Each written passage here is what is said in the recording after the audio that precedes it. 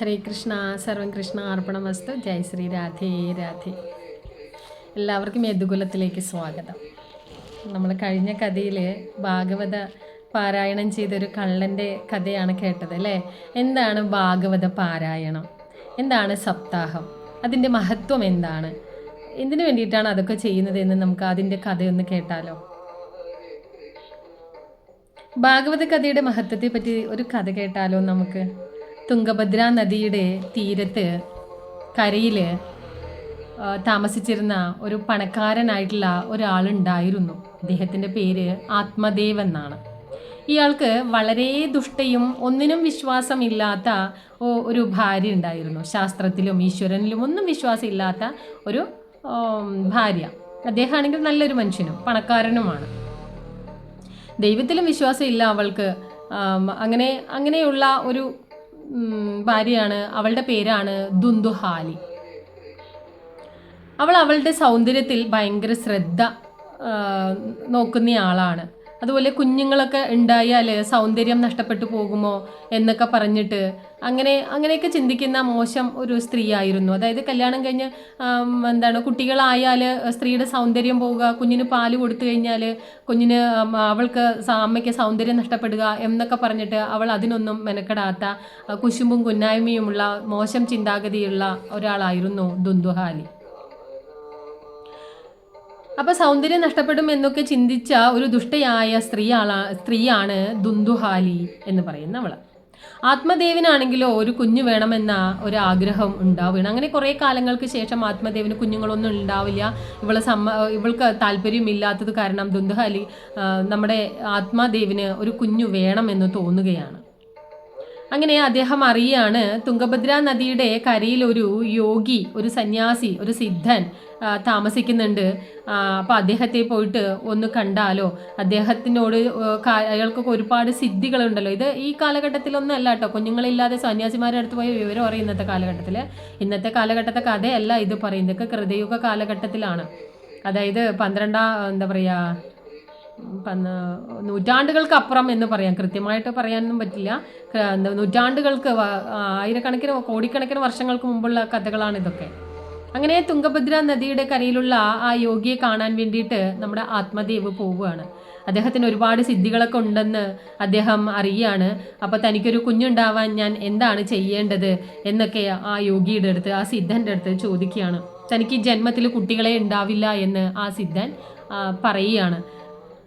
എന്തുകൊണ്ടാണത് അങ്ങനെ പറഞ്ഞു ചോദിച്ചു കഴിഞ്ഞാൽ, അത് ഉണ്ടാവാതിരിക്കുന്നതാണ് നല്ലത് എന്ന് ആ യോഗി പറയുകയാണ്. ആ നിങ്ങൾക്ക് ഒരുപാട് കാലഘട്ടം നിങ്ങൾക്ക് കുഞ്ഞുങ്ങൾ ഉണ്ടാവില്ല, അത് ഉണ്ടാവാൻ പാടില്ല, പിന്നെ നിങ്ങൾ എന്തിനാ മോഹിക്കണേ എന്ന് ചോദിക്കുകയാണ്.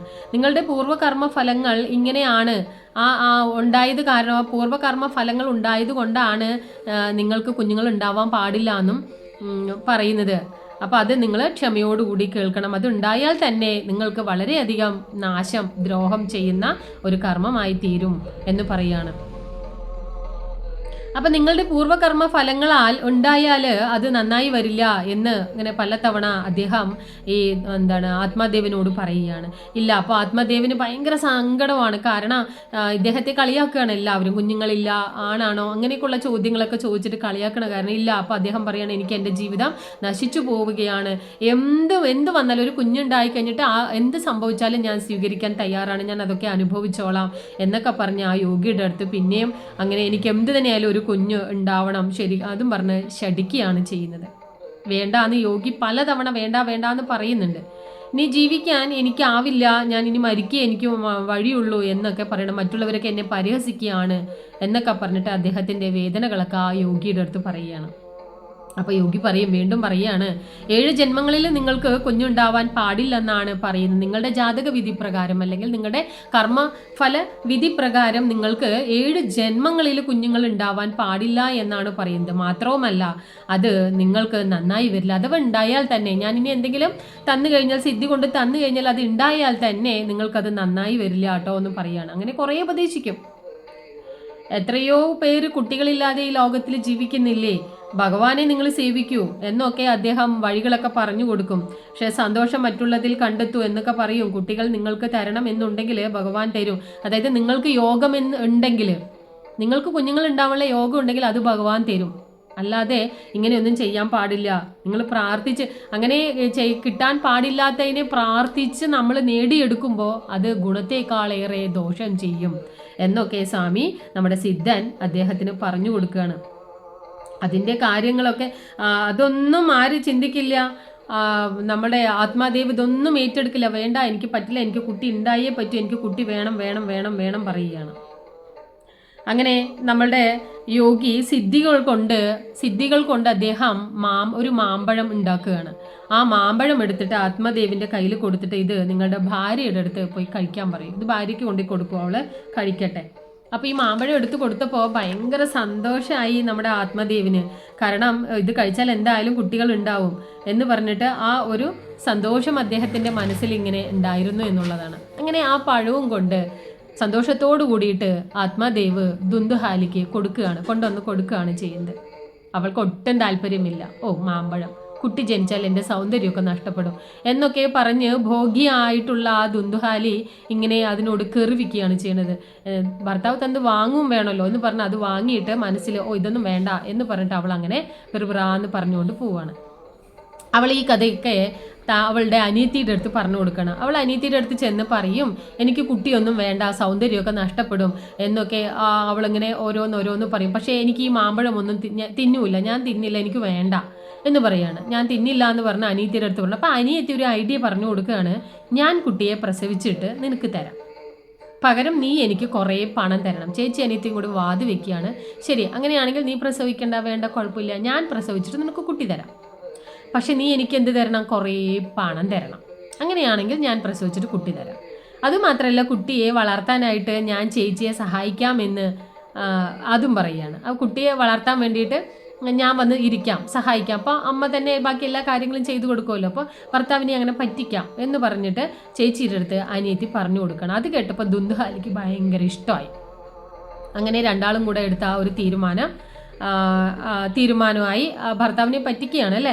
തീരുമാനത്തിലായി പ്രസവ വേദന അറിയേണ്ട, സൗന്ദര്യം അതായത് ദുന്ദുഹാലി ഇങ്ങനെയാണ് വിചാരിക്കുന്നത്, പ്രസവ വേദന എത്ര വലിയ വേദനയാണ് പ്രസവ വേദന, അതൊക്കെ ഒന്നും എനിക്ക് വയ്യ, എൻ്റെ സൗന്ദര്യം പോവില്ലേ, അപ്പോൾ അതൊന്നും ഇല്ലാതെ തന്നെ നമുക്ക് ഇപ്പോൾ ഒരു കുട്ടി കിട്ടും എന്ന് പറഞ്ഞ സന്തോഷമായി ദുന്ദുഹാലിക്ക്. അപ്പോഴാണ് കയ്യിലിരിക്കണ ഈ പഴം എന്തു ചെയ്യും, അതൊരു ചോദ്യചിഹ്നമായി. അപ്പോഴാണ് പെട്ടെന്ന് അവരുടെ ശ്രദ്ധ തൊഴുത്തിൽ നിൽക്കുന്ന ഒരു പശുവിനെ കാണുന്നത്. അവരുടെ തൊഴുത്തിൽ ഒരു പശുവുണ്ട്, ആ പശുവിനെ കാണുകയാണ്. അപ്പോൾ ആ പശുവിന് കൊണ്ടിട്ട് ഈ മാമ്പഴം കൊടുക്കും. ആ പശു അത് കഴിക്കുകയും ചെയ്യും. ആ പശുവിനും കുറേ കാലങ്ങളായിട്ട് കുട്ടികളൊന്നും ഇല്ലായിരുന്നു.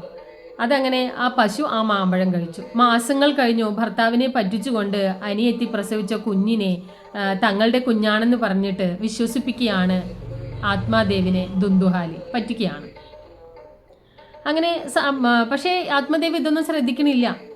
ഭാര്യ പ്രസവിച്ചു, എൻ്റെ കുട്ടിയാണ് എന്നുള്ള ആ സന്തോഷം കൊണ്ട് ഇങ്ങനെ തുള്ളി ചാടുകയാണ്. കുറച്ച് നാൾ കഴിഞ്ഞപ്പോൾ ഒരു ആൺകുഞ്ഞാണ് ജനിച്ചത്, സന്തോഷമായി.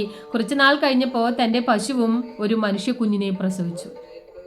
നോക്കൂ, ആ മാമ്പഴം കഴിച്ച ആ പശു കുറേ മാസങ്ങൾ കഴിഞ്ഞപ്പോൾ ആ പശുവും ഒരു കുഞ്ഞിനെ പ്രസവിക്കുകയാണ്. ആ കുഞ്ഞാണെങ്കിലോ മനുഷ്യ കുഞ്ഞും, ചെവി മാത്രം പശുവിൻ്റേതുപോലെ, കുഞ്ഞിൻ്റെ ചെവി പശുവിൻ്റെ പോലെ ഉണ്ട്.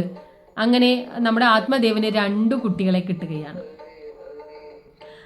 അപ്പോൾ എന്ത് ചെയ്തു, ദേവിന് 2 കുട്ടികളെ കിട്ടുകയാണ്. ഗോകർണൻ എന്ന് പശുക്കുഞ്ഞിന് പേരിട്ടു. പശു പ്രസവിച്ച കുഞ്ഞിന് ഗോകർണൻ എന്ന് പേരിട്ടു. മനുഷ്യ കുഞ്ഞിന് ദുന്ദുകാരി എന്ന് പേരിട്ടു. ദുന്ദുകാരിയും, അതായത് ദുന്ദുഹാലി പ്രസവിച്ചു എന്നുള്ളതിൽ ദുന്ദുകാരിയും പശു പ്രസവിച്ചത് ഗോകർണൻ എന്ന പേരും ഇടുകയാണ്.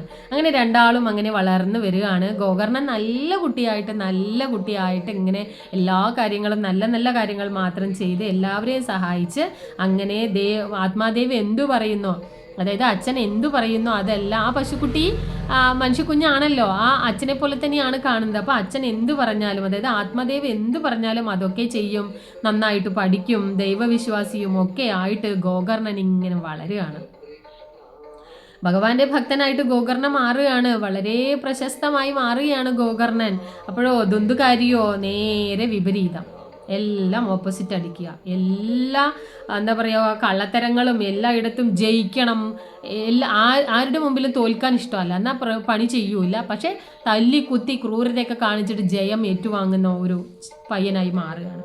വളരെ ക്രൂരതകളൊക്കെ ചെയ്യുക, അങ്ങനെ ചെയ്ത് മോശം പ്രവൃത്തികളൊക്കെ ചെയ്യുക. അങ്ങനെ ആത്മാദേവിൻ്റെ പെട്ടിയിൽ നിന്ന് പണപ്പെട്ടിയിൽ നിന്ന് പണമൊക്കെ മോഷ്ടിക്കുകയാണ്. എന്നിട്ട് ഈ പണമൊക്കെ എടുത്തിട്ട് എന്താ ചെയ്യുക, മദ്യപാനം ചെയ്യുക, ചൂതുകളിയൊക്കെ പോകുക, അതുപോലെ അങ്ങനെ ഓരോന്നിങ്ങനെ ചെയ്യാണ്. ഇത് കണ്ടിട്ട് ആത്മാദേവിന് ഭയങ്കര സങ്കടമാണ്. പക്ഷെ ആദ്യമായിട്ട് ജനിച്ച കുട്ടി അത് തന്നെയാണല്ലോ, ദുന്ദുക്കാരി തന്നെയാണല്ലോ. അങ്ങനെ ഒരു കുഞ്ഞിനെ കിട്ടാൻ വേണ്ടി ഞാൻ എന്തോരം കഷ്ടപ്പെട്ടു, എത്രമാത്രം ബുദ്ധിമുട്ടുകളാണ് അനുഭവിച്ചത്, എന്നിട്ട് അത് ആയപ്പോൾ നോക്കൂ അത് ഇങ്ങനെയായി തീർന്നല്ലോ എന്ന് പറയുകയും ആ സിദ്ധൻ അന്ന് പറഞ്ഞ കാര്യങ്ങളൊക്കെ ആലോചിക്കുകയാണ്. ആ യോഗി പറഞ്ഞ കാര്യങ്ങളൊക്കെ ആലോചിച്ചിട്ട് അദ്ദേഹത്തിന് സങ്കടമാവുകയാണ്. അങ്ങനെ ദുന്ദുഹാലി ആണെങ്കിലോ മകന്റെ എല്ലാ ചീത്ത പ്രവൃത്തികൾക്കും കൂട്ടു നിൽക്കുകയാണ്, മഹാ അധർമ്മിയായി വളരുകയാണ്. മക്കള് നല്ലത് പറയുമ്പോൾ അവരെ നമ്മൾ എന്ത് ചെയ്യണം, പ്രോത്സാഹിപ്പിക്കണം. ചീത്ത ചെയ്യുമ്പോൾ നമ്മൾ ശിക്ഷിക്കണം, ശാസിക്കണം. അല്ലാണ്ട് അത് ആരുടെ മുന്നിലായാലും, ആരുടെ മുന്നിൽ വെച്ച് നമ്മുടെ മക്കൾ ചെയ്ത തെറ്റാണെങ്കിൽ അത് ചൂണ്ടിക്കാണിക്കാനുള്ള ആ ഒരു അവസ്ഥയിലേക്ക് മാതാപിതാക്കൾ എത്തണം. ഇല്ലെങ്കിൽ നമ്മുടെ മക്കളും ആരെ പോലെയായി മാറും, ദുന്ദുകാരിയെ പോലെയായി മാറും. അപ്പൊ ദുന്ദുകാരി എന്ത് ചെയ്താലും ദുന്ദുഹാലി അമ്മ എല്ലാം എൻ്റെ മകൻ ചെയ്താണ് ശരി ശരി എന്ന് പറയും. എനിക്ക് കുറേ അനുഭവങ്ങളുണ്ട്. എൻ്റെ പിള്ളേരുടെ കുറേ പാരൻസ് അവർ തെറ്റ് കള്ളത്തരങ്ങളൊക്കെ ചെയ്യും. നമ്മളെ കൈയോടെ പിടിച്ച് വെച്ച് കഴിഞ്ഞാലും തൊണ്ടി സഹിതം നമ്മൾ പിടിച്ചിട്ട് പാരൻസിൻ്റെ കയ്യിൽ കൊടുത്തു കഴിഞ്ഞാൽ എൻ്റെ കുട്ടി അങ്ങനെ ചെയ്യില്ല എന്നാണ് പറയുക. പിന്നെ ആ കുട്ടി വന്നിട്ട് അല്ല ഞാനാണ് ചെയ്തെന്ന് പറയുമ്പോൾ അവിടെ കിടന്ന് കരയും. എത്രയോ അനുഭവങ്ങളുണ്ട്. ഇതിപ്പോൾ ദുന്ദുകാരിയുടെ കഥ കേൾക്കുമ്പോൾ ദുന്ദുഹാലി ചെയ്യുന്ന ഈ അവസ്ഥ കണ്ടിട്ട് ആത്മാദേവ് കരയാണ്. ശരിക്കും നമ്മുടെ ലൈഫിൽ ഉണ്ടാവുന്ന സംഭവങ്ങൾ തന്നെയാണ് ഇതിലൂടെ എങ്ങനെയൊക്കെയാണ് ലൈഫ് എന്ന് നമുക്ക് പറഞ്ഞു തരികയാണ്. അപ്പോൾ എല്ലാ കേൾക്കുന്ന മാതാപിതാക്കളൊക്കെ നമ്മുടെ മക്കളുടെ ശരിയും തെറ്റും ആർക്കു മുന്നിലും ശരിയാണെങ്കിൽ ശരി എന്ന് പറയാനും തെറ്റാണെങ്കിൽ തെറ്റാണെന്ന് പറയാനും മടി കാണിക്കാൻ പാടില്ല. അഥവാ നമ്മൾ മടി കാണിച്ചുകൊണ്ട് മറ്റുള്ളവരുടെ മുമ്പിൽ അവരെ പൊക്കി പറഞ്ഞാൽ അവൻ അങ്ങനെയല്ല അവൾ അങ്ങനെയല്ല എന്ന് പറഞ്ഞാൽ അത് അവർ മിസ്യൂസ് ചെയ്യും. അതിൽ പിടിച്ചുകൊണ്ട് അപ്പോൾ അവർക്കത് കറക്റ്റ് ആയി. കാരണം മറ്റുള്ളവരുടെ മുമ്പിൽ വെച്ച് എൻ്റെ അച്ഛനും അമ്മയും എന്നെ വിട്ടുകൊടുക്കില്ല എന്നുള്ള ആ ഒരു പിന്നെ വീണ്ടും വീണ്ടും തെറ്റുകളിലേക്ക് പോകാനുള്ള വഴി ഒരുങ്ങുകയാണ്. അപ്പോൾ ഒരിക്കലും ദുന്ദുകാരിയെ പോലെ മക്കളെ വളർത്തരുത്. അപ്പോൾ എന്ത് ചെയ്തു, അങ്ങനെ ഗോകർണനെയും ഉപദ്രവിക്കാൻ തുടങ്ങി. ഇത് മാത്രമല്ല, മദ്യപിക്കാൻ തുടങ്ങി, പണം മോഷ്ടിക്കാൻ തുടങ്ങി, ക്രൂരതകളൊക്കെ ചെയ്യാൻ തുടങ്ങി. അധർമ്മിയായിട്ട് ഇങ്ങനെ വളർന്നു കൊണ്ട് വരുമ്പോൾ അവസാനം ഗോകർണനെയും വല്ലാതെ നമ്മുടെ ദുന്ദുകാരി ഉപദ്രവിക്കുകയാണ്. അപ്പോൾ ഗോകർണൻ വിചാരിക്കുകയാണ് തൻ്റെ ലക്ഷ്യം ആത്മീയതയാണ്, അല്ലാതെ ഇവിടെ ഇരുന്നിട്ട് ലൗകിക ജീവിതം അനുഭവിക്കാനും ഭൗതിക ജീവിതത്തിലേക്ക് വരാനൊന്നും അല്ല ഗോകർണൻ്റെ ആഗ്രഹം. അദ്ദേഹത്തിന് ആധ്യാത്മികമായിട്ട് മുന്നോട്ട് പോകാനാണ്. അതിനുള്ള സമയമായത് കൊണ്ടായി അതിൻ്റെ സൂചനയാണ് ഇത് തരുന്നതല്ല, അതുകൊണ്ട് ഇനി ഇവിടെ നിൽക്കാൻ പാടില്ല എന്ന് പറഞ്ഞിട്ട് അച്ഛനോട് പറയുകയാണ്. ആത്മാദേവിൻ്റെ അടുത്ത് പോയി പറയുകയാണ്, എൻ്റെ ജീവിതത്തിൻ്റെ ഒരു ലക്ഷ്യമുണ്ട്, എനിക്ക് ആത്മീയതയാണ് വേണ്ടത്, അതുകൊണ്ട് എന്നെ അതിന് പോകാനായിട്ട് അനുഗ്രഹിക്കണം, എനിക്ക് സന്യാസി ആവണം, അതിന് വേണ്ടിയിട്ട് എന്നെ അങ്ങ് അനുവദിക്കണം. അപ്പോൾ ദേവന് ഇത് കേൾക്കുമ്പോൾ ഭയങ്കര സങ്കടവും. ഇവിടെ ഭാര്യയും വേറെ മകനും കൂടിയിട്ട് വല്ലാണ്ട് ഉപദ്രവിക്കുകയാണല്ലേ. ഇവനാണ് ഏക ആശ്വാസം എന്ന് പറയുന്നത്. ഇവനും കൂടെ പോയി കഴിഞ്ഞാൽ ആത്മാദേവ് എന്തായിരിക്കും? അങ്ങനെ അദ്ദേഹം കുറേ സങ്കടങ്ങൾ പറയുകയാണ് മകൻ്റെ അടുത്ത്.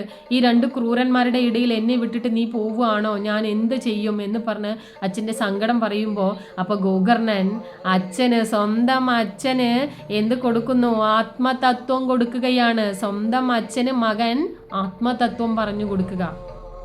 ഇന്ന് അച്ഛനും അമ്മയും ചെയ്യുന്ന ഏതെങ്കിലും തെറ്റായിട്ടുള്ള കാര്യങ്ങൾ മക്കൾ ചൂണ്ടിക്കാണിച്ചു കഴിഞ്ഞാൽ എന്ത് പറയും, നീ പോയി ഇരുന്ന് പഠിക്കും, ചെറിയ വയൽ വലിയ വർത്താനം പറയണ്ടെന്ന് പറഞ്ഞ് പറയല്ലേ.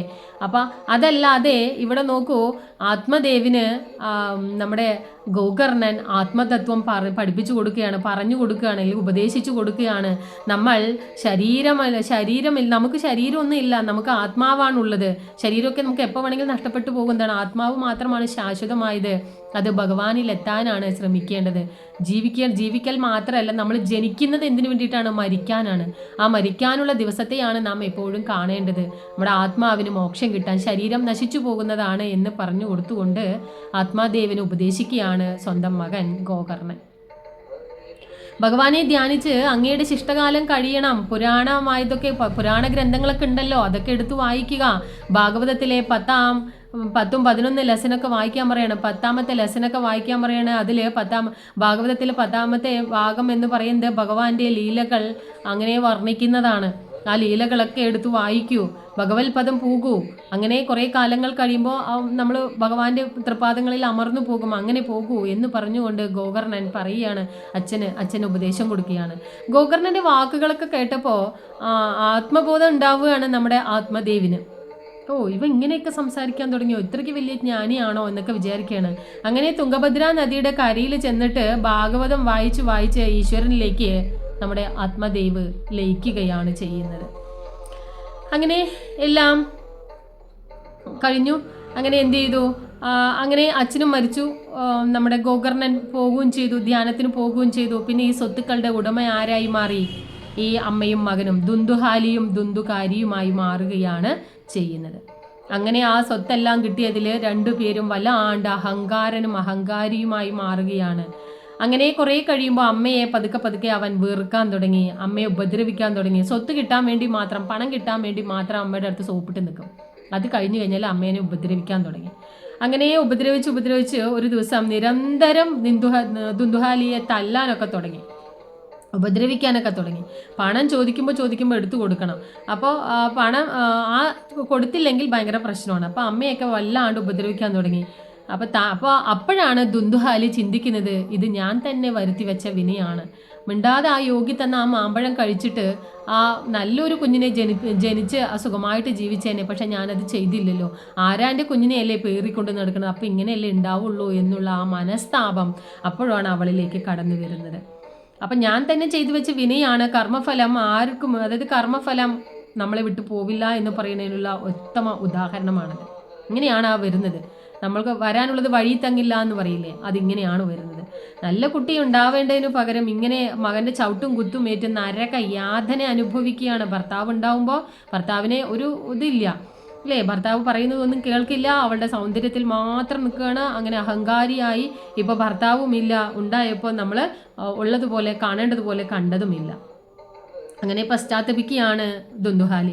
അതിൻ്റെ കർമ്മഫലം ഇരട്ടിയായി. അന്ന് അപ്പോൾ മകനെ കിട്ടാൻ വേണ്ടിയിട്ട് ചെയ്ത ആദ്യം ഭർത്താവിനെ ഭർത്താവ് പറഞ്ഞാൽ അനുസരിക്കാത്ത രീതി രണ്ടും കൂടി ആയപ്പോൾ കർമ്മഫലം അങ്ങ് ഇരട്ടിച്ചതിൻ്റെ ഫലമാണ് ഇപ്പോൾ ദുന്ദുഹാലി അനുഭവിച്ചുകൊണ്ടിരിക്കുന്നത്. അങ്ങനെ സഹി കെട്ടിട്ട് മകനോടുള്ള സഹി കെട്ട് തല്ലുകൊണ്ട് ചീത്ത കെട്ട് മതിയായപ്പോൾ അവൾ എന്ത് ചെയ്തു, കിണറ്റിൽ ചാടി അങ്ങ് മരിക്കും, ആത്മഹത്യ ചെയ്യുകയാണ്. ഭോഗികളുടെ അന്ത്യം ഇങ്ങനെയാണ്. എപ്പോഴും നോക്കിക്കോളൂ, ഇങ്ങനെയുള്ള മോശം പ്രവൃത്തി ചെയ്യുന്ന ആൾക്കാരെല്ലാം ഇങ്ങനെ സൂയിസൈഡ് അറ്റംപ്റ്റിലായിരിക്കും എത്തിച്ചേരുക. നല്ല ആളുകളൊന്നും ആ വഴിക്ക് എത്തില്ല. പക്ഷെ ചിലപ്പോൾ ആളുകൾ നമ്മൾക്ക് ഡയറക്റ്റായിട്ട് നോക്കുമ്പോൾ നല്ല ആളുകളായിരിക്കാം, പക്ഷേ അത് ഈ ജന്മത്തിൽ. പക്ഷേ പൂർവ്വകർമ്മ ഫലം കൊണ്ട് അവർ ഏറ്റവും മോശപ്പെട്ട ജന്മങ്ങളായിരിക്കും. അതുകൊണ്ടാണ് ആത്മഹത്യ ചെയ്യുന്നത്. ആത്മഹത്യ ചെയ്യാനുള്ള ടെൻഡൻസി ഉള്ളവരും ഒക്കെ ഇങ്ങനെയുള്ള ആളുകളാണെന്നാണ് പറയുന്നത്. അപ്പോൾ ഭോഗികളാണെന്നാണ് പറയുക. ഭോഗികൾ ഈ ഭോഗികൾക്ക് ആൾക്കാരുടെ ആരുടെയും സുഖവും അതുപോലെ തന്നെ ദുഃഖവും ഒന്നും അറിയില്ല. അവർക്ക് അവരുടേതായിട്ടുള്ള കാര്യങ്ങൾ മാത്രം, എൻ്റെ ഞാൻ എന്നുള്ളത് മാത്രമായിരിക്കും ഉണ്ടാവുക. അങ്ങനെ അച്ഛനും അമ്മയും ഇല്ലാത്ത ദുന്ദുകാരി ദൂർത്തടിച്ചുള്ള ജീവിതമായി. പിന്നെ ആരുടെ ചോദിക്കേണ്ട കാര്യമില്ലല്ലോ. അവസാനം മോഷണം വരെ തുടങ്ങി. അവൻ്റെ കയ്യിലുള്ള സ്വത്തൊക്കെ പോയി അവസാനം അവൻ മറ്റുള്ളവരുടെ വീടുകളിലൊക്കെ കയറിയിട്ട് ഇങ്ങനെ മോഷണം തുടങ്ങി. കൂടാതെ ഒരു വേശ്യാഗൃഹത്തിൽ പോയിട്ട് ഒരു 5 വേശ്യകളെ കൂട്ടിയിട്ട് ഇവരുടെ വീട്ടിൽ കൊണ്ടാക്കുകയാണ്. വേശ്യാഗൃഹത്തിൽ പോയിട്ട് ഒരു 5 വേശ്യ പെണ്ണുങ്ങളെ കൊണ്ടുവന്നിട്ട് അവരുടെ വീട്ടിൽ കൊണ്ടുവന്ന് താമസിപ്പിക്കുകയാണ്. അപ്പോൾ അവരും ഭോഗികളാണ്. അവർക്ക് പണം, സമ്പത്ത്, വസ്ത്രം, അന്നം ഇതൊക്കെയാണ് അവരുടെ ആവശ്യം. അതിനുവേണ്ടി അവർ ഏത് തരത്തിൽ വേണമെങ്കിലും അഴിഞ്ഞാട്ടം നടത്തുന്നവരെയാണല്ലോ നമ്മൾ വേശ്യകൾ എന്ന് പറയുക. അവർക്കും അവരും ഭോഗികളാണ്. അവർക്കെല്ലാം വേണം, അവരുടെ ആഗ്രഹം നടത്താൻ വേണ്ടി. അങ്ങനെ ഈ 5 പേരെ കൊണ്ടുവിട്ട് ഈ 5 പേരും പറയുന്നത് 5 തരത്തിലായിരിക്കും. ഈ 5 കാര്യങ്ങളും നടത്തി കൊടുക്കേണ്ടത് ആരാണ്? ഒരേ ഒരാളാണ്, ദുന്ദുകാരിയാണ്. ദുന്ദുകാരിക്ക് 5 ആളുടെ കാര്യം നടത്തണ്ടേ. ആ നടത്താൻ വേണ്ടിയിട്ട് തൻ്റെ കയ്യിലെ പണങ്ങൾ തൻ്റെ എല്ലാം നഷ്ടപ്പെടുത്തി മറ്റുള്ള വീടുകളിൽ പോയിട്ട് പണം മോഷ്ടിക്കാൻ തുടങ്ങി. അങ്ങനെ പോയി ഒരു ദിവസം രാജകൊട്ടാരത്തിലെ ഖജനാവിൽ കയറിയിട്ട് പണം മോഷ്ടിക്കുകയാണ് ചെയ്യുന്നത്. അവിടെയും മോഷണം നടത്തി. എന്താ ചെയ്യുന്നതെന്ന് അവന് ഒറ്റ ബോധമില്ല. അതാണ് എന്താ പറയുക, കിളി പോയ പോലെ പ്രവർത്തിക്കുക എന്ന് പറയണില്ലേ, കഞ്ചാവ് കേസുകളെ പോലെ എന്ന് പറയില്ല. അവർക്ക് അത് അടിച്ചു കഴിഞ്ഞാൽ പിന്നെ ഒന്നും ബോധമില്ല. അടുത്തിരിക്കുന്ന അമ്മയാണോ പെങ്ങളാണോ എന്നൊന്നും ബോധമില്ല. അതുപോലെ ഈ വേശ്യാ സ്ത്രീകൾക്ക് വേണ്ടിയിട്ട് അദ്ദേഹം മോഷണം ചെയ്ത് രാജകൊട്ടാരത്തിലെ ഖജനാവിൽ വരെ പോയിട്ട് മോഷണം ചെയ്തു. അങ്ങനെ ചെയ്യാൻ തുടങ്ങി. രാജാവിൻ്റെ പണം മോഷ്ടിച്ചു എന്നറിയാണ് ഈ വേശ്യാ സ്ത്രീകൾ. അപ്പോൾ അവർക്ക് പേടിയാവാൻ തുടങ്ങി. പടത്തലവന്മാർ വന്നിട്ട് ഇയാളെ കൊണ്ടുപോകുമ്പോൾ ഇപ്പോൾ അവർ പറയുമല്ലോ, ഇവർക്ക് വേണ്ടിയിട്ടാണ് ഞാൻ മോഷ്ടിച്ചതെന്ന് പറഞ്ഞാൽ ഇവരെയും കൊണ്ടുപോകില്ലേ, ഇവരെയും എന്തെങ്കിലും ചെയ്യില്ലേ. അപ്പോൾ അവരെന്ത് ചെയ്തു, 5 ആളും കൂടിയിട്ട് ഒന്നിച്ചിരുന്നു കൊണ്ടൊരു തീരുമാനം എടുക്കുകയാണ്. ഇന്ന് രാത്രിയോട് കൂടിയിട്ട് അവരൊരു പദ്ധതി ഇടുകയാണ്. ഇന്ന് രാത്രിയിൽ ദുന്ദുകാരിയെ കൊല്ലണം. അല്ലെങ്കിൽ പിറ്റേ ദിവസം രാവിലെ പടത്തലവന്മാർ വരും, വന്നു കഴിഞ്ഞാൽ എന്ത് ചെയ്യും, ഇവരെല്ലാവരെയും കൊണ്ടുപോകും. അപ്പോൾ അതിനേക്കാൾ നല്ല ദുന്ദുകാരിയെ കൊല്ലുക, ദുന്ദുകാരിയെ കൊന്നു കഴിഞ്ഞിട്ട് നമുക്ക് ഈ സ്വത്തൊക്കെ എടുത്തിട്ട് പോകാം എന്ന് പറഞ്ഞിട്ട് ദുന്ദുകാരിയെ കൊന്ന് കെട്ടി അങ്ങ് ഇടുകയാണ് ചെയ്യുന്നത്. അങ്ങനെ കൊല്ലുകയാണ്. അങ്ങനെ ദുന്ദുകാരിയുടെ ആത്മാവ് ഒരു പ്രേതമായി മാറുകയാണ്. പ്രേതലോകത്തിലെ ഒരു പ്രേതാത്മാവ്. അതായത് നമ്മൾ ഇത്ര ഏജ് വരെ നമുക്ക് ജീവൻ ഉണ്ടല്ലോ, ഒരു മനുഷ്യായുസ് എന്ന് പറയുന്നത്, ഒരു പുരുഷായുസ് എന്ന് പറയുന്നത്. അതുപോലെ ആ പുരുഷായുസ് വരെ, അതായത് സ്വയമേവ അതായത് ഈശ്വരൻ തരുന്ന മരണത്തെ നമ്മൾ സ്വീകരിക്കുക. ആത്മഹത്യ ചെയ്തു കഴിഞ്ഞാൽ നമുക്ക് എത്ര കാലം വരെ ജീവിക്കണം, അത്ര ഏജ് വരെ പ്രേതലോകത്തിൽ നമ്മൾ ചുറ്റിക്കറങ്ങേണ്ടി വരും. പ്രേതലോകം എന്ന് പറഞ്ഞാൽ വളരെ ക്രൂരമായിട്ടുള്ള പീഡനങ്ങളുള്ള, അല്ലെങ്കിൽ ഒന്നിനും എന്താ പറയുക, ഒരു ദയാദാക്ഷിണ്യമില്ലാത്തൊരു ഭാഗമാണ് ഈ പ്രേതലോകം എന്ന് പറയുന്നത്. അപ്പോൾ ആ പ്രേതലോകത്തിൽ ഒരു പ്രേതമായി മാറുകയാണ് ദുന്ദുകാരി. അങ്ങനെ മനുഷ്യൻ്റെ ഒരു ആയുസ് ആത്മാവിന് മുമ്പിൽ മരിക്കേണ്ടി വന്നു കഴിഞ്ഞാൽ ഒരു ശരീരം കിട്ടുന്നത്, മരിച്ചു കഴിഞ്ഞാൽ ആ ആത്മാവിന് ഇനി ഒരു ശരീരം കിട്ടണം. ആ ശരീരം കിട്ടുന്നത് വരെ ഇത് പ്രേതാത്മാവായിട്ട് അലയുന്നാ പറയുക. അപ്പോൾ വയസ്സായ ആളുകൾ മരിക്കണു, അവർക്ക് മരിച്ചു കഴിഞ്ഞ് ഉടനെ തന്നെ ചിലപ്പോൾ അവരുടെ ആത്മാവിന് അവർ ഉടനെ തന്നെ വേറൊരു ആത്മാവിലേക്ക് അവർ ചേക്കേറും. ചിലപ്പോഴൊക്കെ നമ്മൾ പറയുന്നത് കേട്ടിട്ടില്ലേ, ആ വീട്ടിലെ മുത്തശ്ശൻ മരിച്ചു, ആ വീട്ടിലെ മരുമോൾ അല്ലെങ്കിൽ മോള് പ്രസവിച്ചു, ഒരു ആൺകുട്ടി അല്ലെങ്കിൽ പെൺകുട്ടി അയാളെ പോലെ തന്നെയുണ്ട്, അങ്ങനെയൊക്കെ നമ്മൾ പറഞ്ഞു കേട്ടിട്ടില്ലേ. അവർ അങ്ങനെയാണ്, വയസ്സായിട്ട് എല്ലാം അനുഭവിച്ച്, ശരിക്കും പറഞ്ഞാൽ വേദന അറിയാതെ മരിക്കാൻ പാടില്ല എന്നാ പറയുക. എല്ലാം അറിഞ്ഞ് കർമ്മഫലങ്ങളെല്ലാം തീർത്തു പോകണം. അങ്ങനെ മരിക്കുമ്പോൾ നമുക്ക് അപ്പം തന്നെ ആത്മാവിന് എന്ത് കിട്ടും, ശാന്തി കിട്ടും. അതായത് ആത്മാവ് വേറൊരു ശരീരത്തിലേക്ക്, ആ ശരീരം കിട്ടുമ്പോഴാണ് ഭഗവാൻ കൊണ്ടുപോകുന്നത്. ഭഗവാൻ കൊണ്ടുപോകുമ്പോൾ ഈ ആത്മാവിനെ വേറൊരു ശരീരത്തിലേക്ക് പകുത്തു കൊടുക്കും. അങ്ങനെയാണ്. അപ്പോൾ ഈ ആത്മഹത്യ ചെയ്യുന്ന ആൾക്കാർക്ക് അത് കിട്ടില്ല. അവർക്ക് എത്ര ഏജ് വരെ ഈ ഭൂമിയിൽ ജീവിക്കണം എന്നുണ്ടോ അവരുടെ ആ പഴയ പൂർവ്വജന്മ കർമ്മഫലവും അനുഭവിക്കണം. ഇപ്പോഴുള്ള ജീവിതത്തിൻ്റെ ആ കർമ്മഫലവും അനുഭവിച്ചെങ്കിൽ മാത്രം അത് കാലാകാലം ചിലപ്പോൾ കിടക്കേണ്ടി വരും. അതാണ് പ്രേതാത്മാവായി എന്ത് ചെയ്തിട്ടും ശാന്തിയില്ല, മുക്തിയില്ല, മോക്ഷമില്ല എന്നൊക്കെ പറയുന്നത് ഈ ആത്മഹത്യ ചെയ്ത ആൾക്കാർക്ക് അങ്ങനെയാണ് ഉണ്ടാവുക. അപ്പോൾ പ്രേതമായി മാറുകയാണ് നമ്മുടെ ദുന്ദുകാരി. അങ്ങനെ ഇരിക്കുമ്പോഴാണ് ഒരു ദിവസം ശരീരം കിട്ടാതെ അലയാണ് നമ്മുടെ ദുന്ദുകാരി. അങ്ങനെ ഇരിക്കുമ്പോൾ സൂക്ഷ്മ രൂപമായി മാറുകയാണ്. നമുക്ക് കാണില്ല, പ്രേതത്തെ നമുക്ക് കാണില്ലല്ലോ. അപ്പോൾ സൂക്ഷ്മ രൂപമായത് കൊണ്ടാണത്. അപ്പോൾ മനുഷ്യ ശരീരം കിട്ടണമെന്നില്ല. അപ്പോൾ ഈ സൂക്ഷ്മ രൂപികൾക്ക് പെട്ടെന്ന് മനുഷ്യ ശരീരം കിട്ടില്ല. അതങ്ങനെ അലഞ്ഞു തിരിഞ്ഞ് നടക്കുകയാണ് ദുന്ദുകാരി. അങ്ങനെ രാവിലെ സൂര്യൻ്റെ ചൂടൊക്കെ അങ്ങനെ കൊള്ളുമ്പോൾ, അതായത് ആത്മാവ് മാത്രമേ ഉള്ളൂ, ശരീരം ഇല്ലല്ലോ. ശരീരം ഉണ്ടെങ്കിലല്ലേ ചൂട് സഹിക്കുക.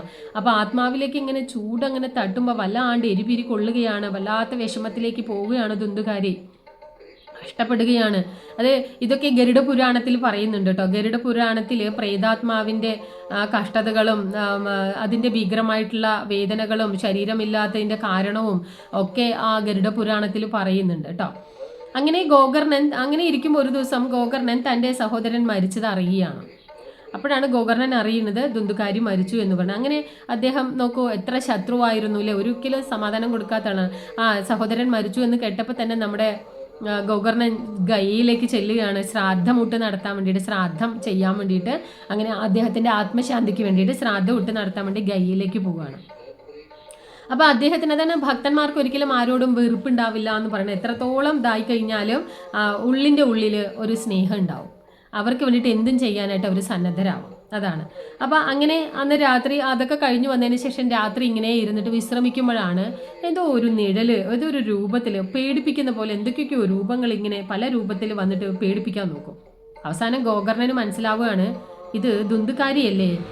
എന്നിട്ട് ദുന്ദുകാരിയല്ലേ നീ. അദ്ദേഹം ഗോകർണനും പഠിച്ച് ജ്ഞാനിയായി വലിയ സിദ്ധനൊക്കെ ആയി, ഇങ്ങനെ മനക്കണക്കിലൂടെയൊക്കെ ആളാരാണെന്നൊക്കെ അറിയാനുള്ള ആ ഒരു സിദ്ധിയൊക്കെ ആയി, കാലങ്ങൾ കഴിഞ്ഞില്ലേ. അങ്ങനെ കുറേ നേരം ഇങ്ങനെ നോക്കുമ്പോൾ ഇത് ദുന്ദുകാരിയല്ലേ, എൻ്റെ സഹോദരനല്ലേ എന്ന് പറഞ്ഞിട്ട്, സഹോദര അങ്ങേക്ക് മോക്ഷം ലഭിച്ചില്ലേ എന്ന് ചോദിക്കുകയാണ്. അതിനാണ് ഞാൻ ഗയയിൽ പോയിട്ട് ഞാൻ ശ്രാദ്ധം നടത്തിയല്ലോ, അങ്ങേക്ക് മോക്ഷം കിട്ടുന്നതിന് വേണ്ടിയിട്ടാണല്ലോ എന്ന് പറയും. എന്തോ പറയണമെന്നുണ്ട്, പക്ഷെ പ്രേതാത്മാവ് എന്തൊക്കെയോ പറയണമെന്നുണ്ട്, പക്ഷെ അതിനൊന്നും പറയാൻ പറ്റില്ലല്ലോ, പറഞ്ഞാൽ തന്നെ നമുക്ക് കേൾക്കില്ലല്ലോ. അപ്പോൾ സിദ്ധിയൊക്കെ നേടിയിട്ടുള്ള നമ്മുടെ ഗോകർണൻ എന്തോ മന്ത്രമൊക്കെ ഇങ്ങനെ ജപിച്ചിട്ട് കയ്യിൽ കുറച്ച് വെള്ളം എടുത്തിട്ട് ആ രൂപത്തിലേക്ക് ഇങ്ങനെ തെളിക്കുകയാണ് ചെയ്യുന്നത്. അത് ആത്മീയ സാധകർക്ക് മാത്രം ലഭിക്കുന്ന ഒരു സിദ്ധിയാണ് കേട്ടോ. നമ്മൾ വെള്ളം എടുത്ത് തെളിച്ചാൽ നമുക്ക് മുഖത്ത് വെള്ളമാവുന്നു മാത്രമേ ഉള്ളൂ. അപ്പോൾ ആ സിദ്ധിയൊക്കെ ലഭിച്ചിട്ടുള്ള ഗോകർണൻ ദുന്ദുകാരിയുടെ ആ ആത്മാവിലേക്ക് കുറച്ച് വെള്ളം ഇങ്ങനെ തെളിക്കുകയാണ്. അപ്പോൾ പെട്ടെന്നാണ് ആ ദുന്ദുകാരിയുടെ ആത്മാവ് ഇങ്ങനെ വർത്തമാനം പറയുന്നത് നമ്മുടെ ഗോകർണന് കേൾക്കാം. സഹോദര, ഞാൻ അത്രമാത്രം പാപം ചെയ്തതല്ലേ, എന്ത് മോക്ഷം കിട്ടിയില്ല എന്ന് വെച്ചാൽ ഞാൻ അത്രയ്ക്ക് മാത്രം പാപം ചെയ്തവനല്ലേ, അപ്പോൾ മോക്ഷം കിട്ടിയില്ല, അങ്ങനെ പാപം ചെയ്തവർക്കൊന്നും മോക്ഷം കിട്ടില്ല എന്ന് പറയാണ്. സാധാരണ ജീവിതത്തിലെ എല്ലാം അനുഭവിച്ച് തീർന്നവർക്ക് മാത്രമാണ് മോക്ഷം കിട്ടുക. അതുകൊണ്ടാണ് നമ്മൾ വയസ്സായി ഓർമ്മയൊക്കെ പോയി ചിലപ്പോൾ തളർന്ന് കിടന്ന് ചിലപ്പോൾ എല്ലാ മലമൂത്ര വിസർജനമൊക്കെ ഒരേ ഇത് തന്നെ ആയിരിക്കും. അങ്ങനെയൊക്കെ മരിക്കുന്നവർക്ക് പെട്ടെന്ന് മോക്ഷം കിട്ടും. അവരുടെ എല്ലാ കർമ്മങ്ങളും തീർന്നു പോവുകയാണ്, പിന്നെ ഒരു ജന്മത്തിന് അവർക്കില്ല. അപ്പം അങ്ങനെ ഓർമ്മയൊക്കെ നഷ്ടപ്പെട്ട് നടക്കാൻ പറ്റാതെ അങ്ങനെ വല്ലാത്തൊരവസ്ഥയിൽ അതാണത്രേ ശരിക്കുള്ള അതെന്ന് പറയപ്പെടുന്നു. അത് എല്ലാവർക്കും ഇഷ്ടപ്പെടുമെന്ന് എനിക്കറിയില്ല. ഇഷ്ടപ്പെട്ടില്ലെങ്കിൽ അത് വിട്ടേക്ക്, നിങ്ങൾ ഓർക്കണ്ട. അപ്പോൾ ജീവിതത്തിലെ എല്ലാം അനുഭവിച്ച് തീർന്നവർക്ക് മാത്രമാണ് ഭഗവാൻ മോക്ഷം കൊടുക്കാറുള്ളൂ. അപ്പോൾ ഗയയിൽ ശ്രാദ്ധം മൂട്ടിയിട്ട് മോക്ഷം കിട്ടിയില്ല, ഗയയിൽ പോയിട്ട് ശ്രാദ്ധം മൂട്ടിയാൽ എല്ലാവർക്കും മോക്ഷം കിട്ടുമെന്നാണല്ലോ പറയുന്നത്. പക്ഷെ മോക്ഷം എന്ന് പറയുന്നത് ഭഗവാൻ തരുന്നതാണ്, നമുക്ക് കൊടുക്കാൻ പറ്റുന്നതല്ല. ഗയിലല്ല, നമ്മൾ എവിടെ പോയിട്ട് മോക്ഷത്തിനായിട്ട് നമ്മൾ ചെയ്താലും, അതായത് മരിച്ചു പോയത് എങ്ങനെയാണ്? ആത്മഹത്യയാണ്. ആത്മഹത്യക്ക് പെട്ടെന്നൊന്നും മോക്ഷം കിട്ടില്ല. നമ്മൾ എന്ത് ചെയ്താലും മോക്ഷം കിട്ടില്ല. നമ്മൾ എത്ര ബലിയിട്ട് നടത്തിയാലും ശ്രാദ്ധമിട്ട് നടത്തിയാലും ഇനി നമ്മൾ എന്ത് ചെയ്താലും പെട്ടെന്ന് അവർക്കത് കിട്ടില്ല. അവർക്ക് എത്ര ഏജ് വരെ ജീവിക്കാൻ ഭൂമിയിൽ ആയുസ് ഭഗവാൻ നിശ്ചയിച്ചിട്ടുണ്ടോ ആ ഏജ് വരെ ആവുന്നത് വരെ അത് ആത്മാവായിട്ട് തന്നെ അലയും, അത് പ്രേതാത്മാവായിട്ട് തന്നെ അലിയും എന്നാണ് പറയുന്നത്. അപ്പോൾ സഹോദരനെ സഹായിക്കുമെന്നോർത്ത് അങ്ങനെ ഇതൊക്കെ കേട്ടപ്പോൾ നമ്മുടെ ഗോകർണന് വളരെ സങ്കടമായി. യോ എന്താ ചെയ്യുക, ഇനി എൻ്റെ സഹോദരനെ എങ്ങനെയാണ് രക്ഷിക്കുക എന്നോർത്ത് ഇങ്ങനെ വിഷമിച്ചിരിക്കുമ്പോഴാണ് ഗയയിൽ ഒരു യോഗി, സിദ്ധനായിട്ടുള്ള ഒരു യോഗി ഉണ്ട് എന്നുള്ളത് അറിയുന്നത്. അപ്പോഴാണ് അറിയുന്നത്. അപ്പോൾ അങ്ങനെ അയാളുടെ അടുത്ത് പോയി ചോദിക്കുകയാണ്, തൻ്റെ സഹോദരൻ്റെ കഥകളൊക്കെ പറഞ്ഞു കൊടുക്കുകയാണ്, ഇപ്പോഴത്തെ അവസ്ഥയൊക്കെ പറഞ്ഞു കൊടുക്കുമ്പോൾ ഈ സിദ്ധനായിട്ടുള്ള യോഗി പറയും, നിങ്ങൾ സൂര്യഭഗവാനെ പ്രാർത്ഥിക്കുമ്പോൾ സൂര്യഭഗവാൻ വരും, എന്നിട്ട് നിങ്ങൾക്ക് ഒരു മാർഗം പറഞ്ഞു തരും എന്ന് പറയുകയാണ്. അങ്ങനെ നമ്മുടെ ഇത് കേട്ട ഉടനെ തന്നെ നമ്മുടെ ഗോകർണൻ സൂര്യഭഗവാനെ തപസ് ചെയ്യുകയാണ്. അങ്ങനെ തപസ് ചെയ്ത് ഇങ്ങനെ അദ്ദേഹത്തിന് ഇങ്ങനെ തോന്നുകയാണ്, ചിന്തയിൽ ഇങ്ങനെ തോന്നിപ്പിക്കുകയാണ് സൂര്യഭഗവാൻ. എന്താ പറയുക, അത് ടെലിപ്പതി എന്നൊക്കെ പറയും. ടെലിപ്പതി അതിന് എങ്ങനെ നമ്മുടെ സിദ്ധി ഉണ്ടാകുമ്പോൾ നമുക്ക് നമ്മുടെ ഉള്ളിൽ എന്തോ തോന്നുന്ന കാര്യങ്ങൾ അത് പറഞ്ഞാൽ അത് കറക്റ്റായിട്ട് ഫലിക്കും. നമുക്ക് കൃത്യമായിട്ട് ഇനി എന്ത് സംഭവിക്കുന്നു അല്ലെങ്കിൽ ഇനി എന്ത് ചെയ്യണം എന്നുള്ളത് ചിലപ്പോഴൊക്കെ നമുക്ക് കിട്ടുന്നത് ടെലിപ്പതിയുടെ ഭാഗമായിട്ടാണ്. അപ്പോൾ ഭഗവാൻ തോന്നിപ്പിക്കുകയാണ് ഇങ്ങനെ, എന്നിട്ട് പറയിപ്പിക്കുകയാണ്. മനനത്തിലൂടെ സംസാരിക്കാനുള്ള കഴിവ് നമ്മുടെ സിദ്ധനായിട്ടുള്ള നമ്മുടെ ഗോകർണനും ഉണ്ടല്ലോ.